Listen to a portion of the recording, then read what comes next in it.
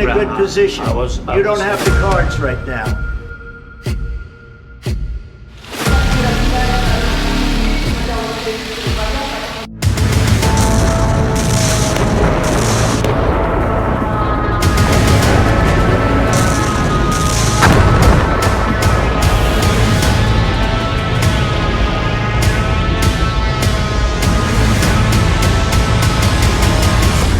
अगस्त में यूक्रेन का युद्ध खत्म करने की बात हो रही है। ट्रंप एक्टिव है, पुतिन तैयार है। दोनों की मुलाकात से युद्ध विराम का काउंटडाउन शुरू हो चुका है। लेकिन ज़ेलेंस्की ने अपने कमांडरों के साथ मिलकर साफ कर दिया है कि दुनिया चाहे जो समझे, हकीकत यूक्रेन में हुआ ये धमाका है।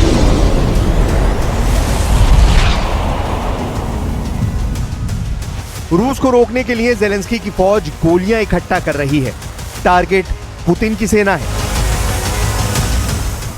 जिसने यूक्रेन को कई फ्रंट पर ऐसे घेरा हुआ है जिससे बचकर अब निकलना मुश्किल है। पुतिन का वादा है कि या तो यूक्रेन की फौज पीछे हटेगी या फिर 4 कंधों पर लौटने को मजबूर कर दी जाएगी।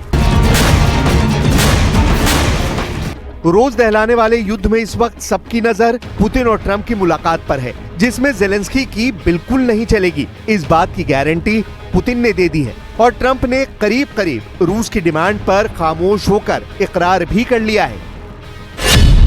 लेकिन पुतिन और ट्रंप की मीटिंग में फंस चुके ज़ेलेंस्की को बचाने के लिए यूरोप के 5 देश सामने आ गए हैं। फ्रांस, इटली, जर्मनी, पोलैंड, पांचों रूस के कट्टर दुश्मन। पांचों ने यूरोपियन कमीशन के साथ मिलकर कह दिया है कि वो यूक्रेन का समर्थन जारी रखेंगे। रूस पर दबाव बढ़ना चाहिए, तभी युद्ध खत्म होगा, तभी इस दुनिया में सुकून लौटेगा। ज़ेलेंस्की के समर्थन में यूरोप का मैसेज साफ है। मैसेज ये कि अमेरिका चाहे सरेंडर करेगा, यूक्रेन सरेंडर नहीं करेगा, और अगर ऐसी नौबत आई तो अब यूरोप यूक्रेन की तरफ से लड़ेगा।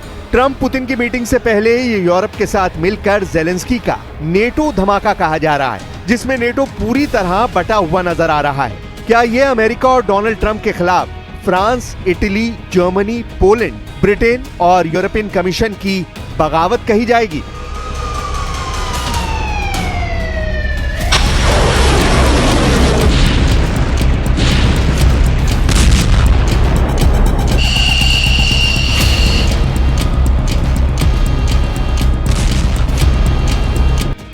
पश्चिमी देशों के गुस्से को कम करने के लिए ट्रंप ने पूरे यूरोप को बताया है कि वो पुतिन से क्या बात करने जा रहे हैं, वो कैसे यूक्रेन के मुद्दे पर रूस पर दबाव डालेंगे। लेकिन ट्रंप के वादों को लेकर यूक्रेन ही नहीं, यूरोप का यकीन भी डगमगाया हुआ है। जर्मनी के चांसलर फ्रेडरिक मर्ज ने कहा है कि बिना यूरोप और ज़ेलेंस्की को शामिल किए अमेरिका और रूस यूक्रेन का फैसला नहीं कर सकते। Ich werde noch heute ein weiteres Telefonat mit Präsident Trump führen. Wir bereiten uns intensiv auf europäischer Ebene zusammen mit der amerikanischen Regierung auf dieses Treffen vor. Und wir hoffen und gehen davon aus, dass die Regierung der Ukraine, dass Präsident Zelensky an diesem Treffen beteiligt wird. Wir können jedenfalls nicht akzeptieren, dass über die Köpfe der Europäer, über die Köpfe der Ukrainer hinweg über Territorialfragen zwischen Russland und Amerika gesprochen oder gar entschieden wird.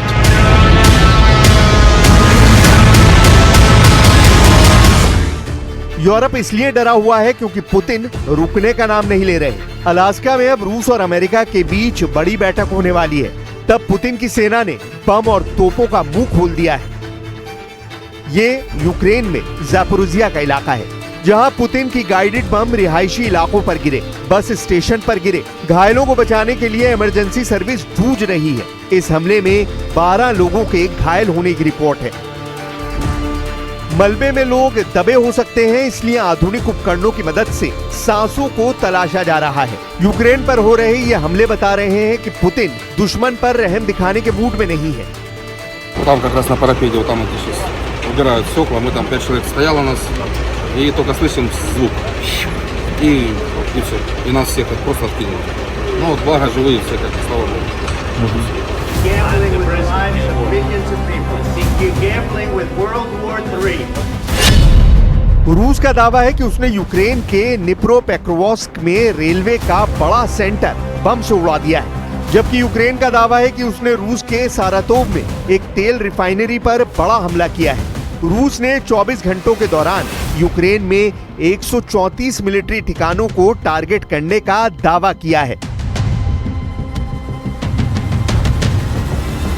Putin के गुस्से को देखकर Ukraine के राष्ट्रपति Vladimir Zelensky ने ऐलान कर दिया है कि युद्ध ऐसे खत्म नहीं होगा जैसे रूस चाहता है।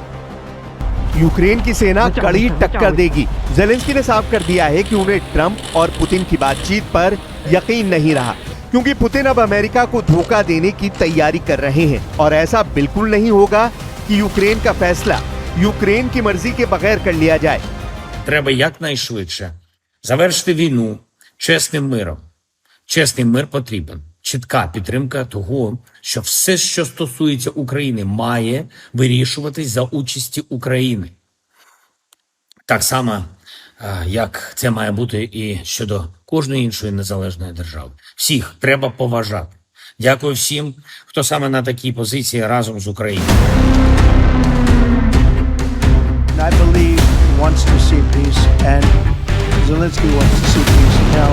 ज़ेलेंस्की बड़ी बड़ी बातें कर रहे हैं, लेकिन कैपिटल कीव में जो हो रहा है उसे लेकर डोनाल्ड ट्रंप लगातार आगाह कर चुके हैं। ये ज़ेलेंस्की की सबसे खतरनाक अज़ोव ब्रिगेड के एक सैनिक का ताबूत है। ये ज़ेलेंस्की की सबसे खतरनाक अज़ोव ब्रिगेड के एक सैनिक का ताबूत है। कीव के इंडिपेंडेंस स्क्वायर पर अज़ोव ब्रिगेड के फाइटर माइखेलो कोवलीव का ताबूत लाया गया। जॉर्जिया में जन्मे माइखेलो ने 2014 में यूक्रेन पहुंचकर रूस के खिलाफ युद्ध लड़ने की तैयारी शुरू कर दी थी। बाद में उसने यूक्रेन की नागरिकता भी ले ली, लेकिन 2025 में पुतिन की सेना ने उसका काम तमाम कर दिया। Тому що коли ми з ним прощалися, коли він остаточно вирішив, що він повертається в Азов, йому теж було надзвичайно тяжко ухвалити це рішення. Він плакав, але він не міг інакше вчинити. І він писав мені, що це остання його розлука зі мною. Я відповідала йому, що це звучить дуже фатально. Не кажи так, кажи, що ми з тобою ще незабаром зустрінемося. На жаль, ми зустрілися з ним за таких обставин знову. Я відвідую обов'язково його могилу в Грузії. Ось, я рада, що в мене була можливість провести його зараз хоча б у Києві.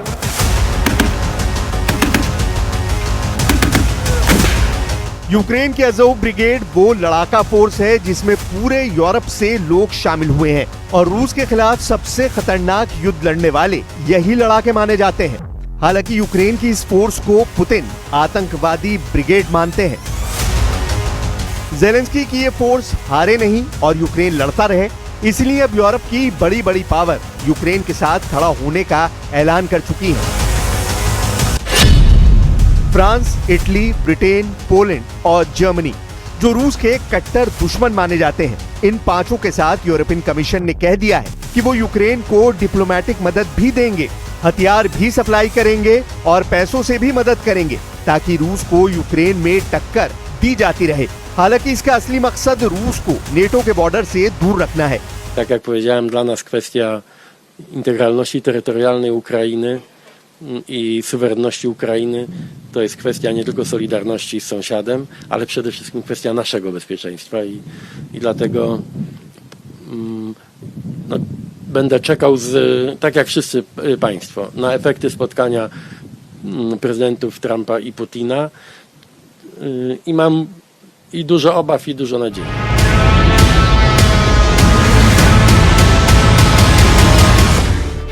पुतिन और ट्रंप की मीटिंग से पहले यूरोप बहुत ज्यादा सक्रिय हो चुका है। ज़ेलेंस्की को बचाने के लिए यूरोप के 5 बड़े देश सामने आ गए हैं। फ्रांस, इटली, ब्रिटेन, पोलैंड और जर्मनी। ये नहीं चाहते कि ट्रंप और पुतिन के बीच यूक्रेन को लेकर ऐसी डील कर ली जाए जिसका खमियाजा पहले यूक्रेन उठाए और बाद में यूरोप पछताए। रूस के इन कट्टर दुश्मनों का यही सबसे बड़ा डर है, इसीलिए वो बार बार कह रहे हैं कि यूक्रेन को उनका समर्थन जारी रहेगा। वो रूस के दबाव में नहीं आएंगे, ना ही अमेरिका को आने देंगे, और ये भी कि ये युद्ध तभी खत्म होगा जब यूक्रेन को इस बातचीत में शामिल किया जाए। अब यूरोप में चल रहे खूनी युद्ध के बीच यूरोप की इसी डिमांड को पूरा करने की कोशिश हो रही है। अमेरिका के उपराष्ट्रपति ने कहा है कि कोशिश तो पूरी है कि एक ही टेबल पर पुतिन भी हो, ट्रंप भी हो और ज़ेलेंस्की भी बातचीत में शामिल किए जाएं। हालांकि पुतिन अभी इसके लिए तैयार नहीं है। One of the most important logjams is that Vladimir Putin said that he would never sit down with Zelensky, the head of Ukraine, and the president has now got that to change. We're at a point now where we're now trying to figure out, frankly, scheduling and things like that around when these three leaders could sit down and discuss an end to this conflict. Now, बम धमाकों से बने ये खंडर बता रहे हैं कि Putin ने Ukraine में गाजा प्लान एक्टिव कर दिया है। यहाँ गिरे हर एक बम से हुई तबाही बता रही है कि रूस के हमलों की दहशत कैसी होती है। ये वो इलाके हैं जहां रूस की फौज कब कब्जा कर ले, जेलेंस्की को अंदाजा नहीं है। फिलहाल पुतिन डॉनबास पर अपनी पकड़ और मजबूत करना चाहते हैं। देखा जाए तो यूक्रेन का युद्ध वर्ल्ड वॉर की शक्ल ले चुका है, क्योंकि इस युद्ध में अब सिर्फ रूस और यूक्रेन नहीं बल्कि यूरोप के साथ करीब दर्जन भर देशों की फौज उतर आई है। रूस और यूक्रेन के युद्ध में अमेरिका के बाद अब चीन और पाकिस्तान की एंट्री हो चुकी है। ये बहुत ही गंभीर इल्जाम जेलेंस्की का है। अगर ये सच है तो समझ लीजिए पुतिन की मदद करने के लिए न सिर्फ शी जिनपिंग ने फौज उतार ली है, बल्कि पाकिस्तान के फील्ड मार्शल आसिम मुनीर ने भी अपने लड़ाके यूक्रेन भेज दिए हैं।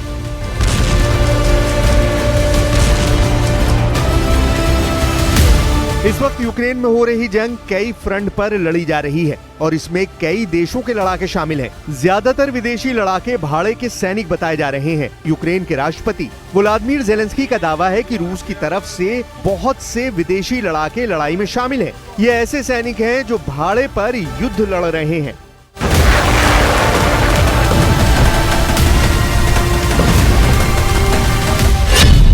ज़ेलेंस्की ने कहा है कि रूस की तरफ से न सिर्फ चीन और उत्तर कोरिया बल्कि ताजिकिस्तान, उज्बेकिस्तान, अफ्रीका और यहां तक कि पाकिस्तान के लड़ाके भी शामिल हैं।